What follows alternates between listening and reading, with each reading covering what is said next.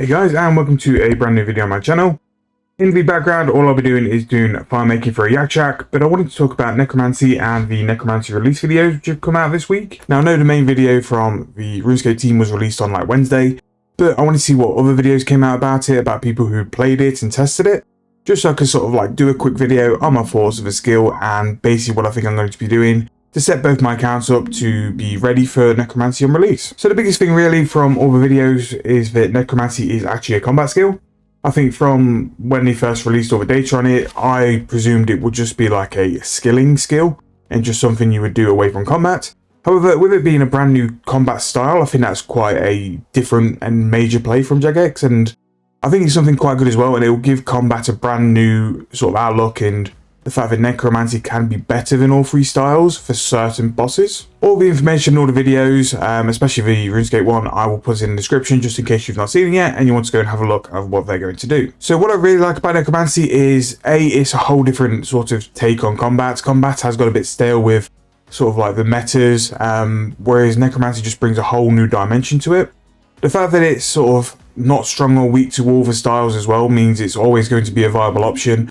And the fact you can augment it and include it with invention as well on like further down the line means it's definitely got something to be included with the whole skill. It's not something completely on its own. My favourite things as well is there's multiple ways to train it. I think the worst thing it could have been would have been a combat skill, which would have just been a grind fest and just kill things and be quite repetitive. Especially for the main account. The main account's already 200 mil Slayer.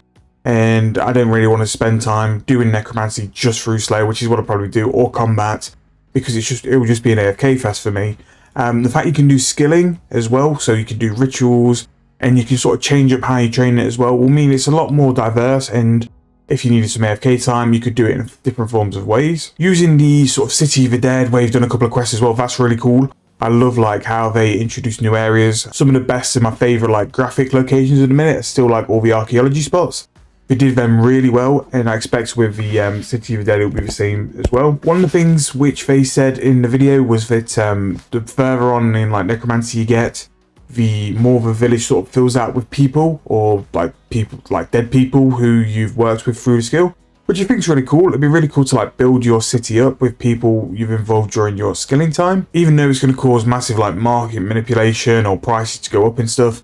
They have given us a bit of a context of like what items are going to be used, what you're going to need, so it can save time and it can save people going down paths of thinking like what they're going to need, and the skill is released and you actually don't need it at all. As you can see, I'm going to put in a post from the homepage. They've actually given us a list of like items which are going to be useful and beneficial. Now there are a lot of bones there, and I'm looking at that list of materials and a list of items, thinking, there's going to be chances here to make a lot of money on skill release. I think that's something I will be doing to prepare. I'm quite lucky really, because on the main account I did sort of put some money aside and invest in a couple of things which I think could have made money from it.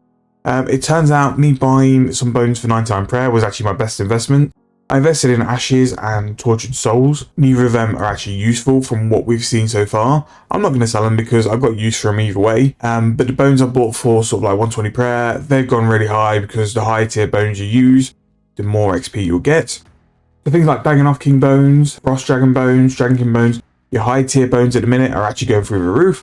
So that is something I can sort of do like in one big money making guide, is to talk through all the different methods you could do.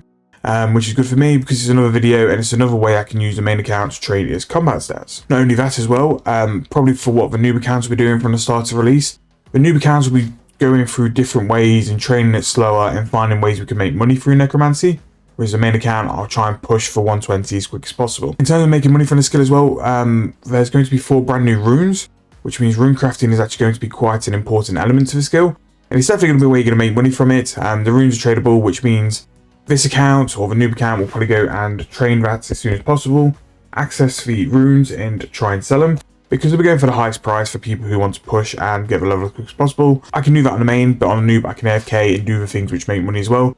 So I can show you guys both sides. I will want to show you guys the XP side with the main account to push and train as quick as possible, and then the noob can show you all like the little niches and all the little bits which normally get left in the mad rush to sort of level as quick as possible.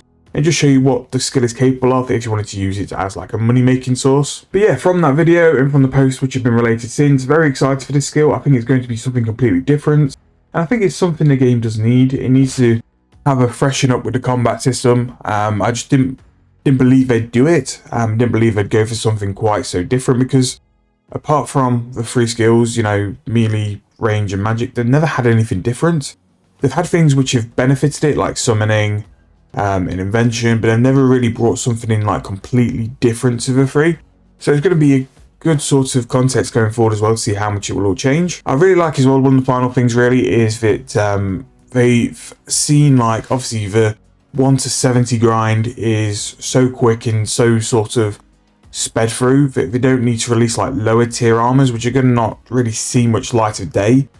So they've brought in like a set of armor which you upgrade through doing things as well. It's not just a simple throw ability, upgrade it, and then you've got the best tier. You've actually got to do tasks and do things to improve it as well, which I think is really good, and it's something like completely different to what they've done before. Normally it's the people with the most GP who can like throw money at it who will get the advantage, and don't get me wrong, it still will be the case here. But I think in terms of getting like the best tier armor for up to level 90, having to do things in the skill to benefit from it and actually to get it is actually a really good way of doing it, to be fair. I'm not sure on a date for Necromancy to be released yet, but obviously we'll be doing videos close to the time. I'll be doing videos relating to like what I'm going to stock up on, what I'm going to buy for it, what I'm going to like do to like make money for it as well. We did the Road to Necromancy video last week. It actually went down very well. I'm still going to do that series, but I might just tweak it slightly.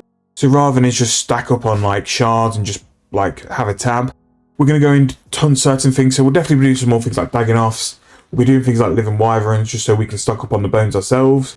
Frost dragons. We're going to be doing like rune dragons as well, just so then we can start like building out our tab and our items.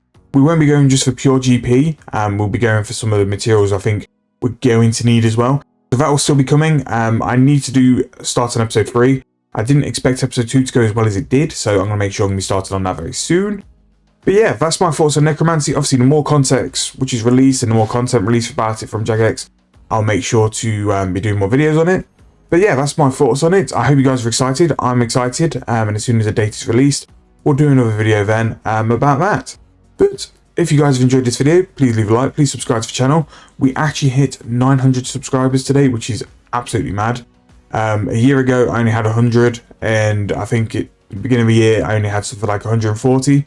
So we've done pretty well this year, and that's all down to you guys. And again, I want to thank you guys so much. If you are enjoying though, please subscribe. We're so close to the 1,000, and that would be pretty massive for me. But thank you all for the support anyway.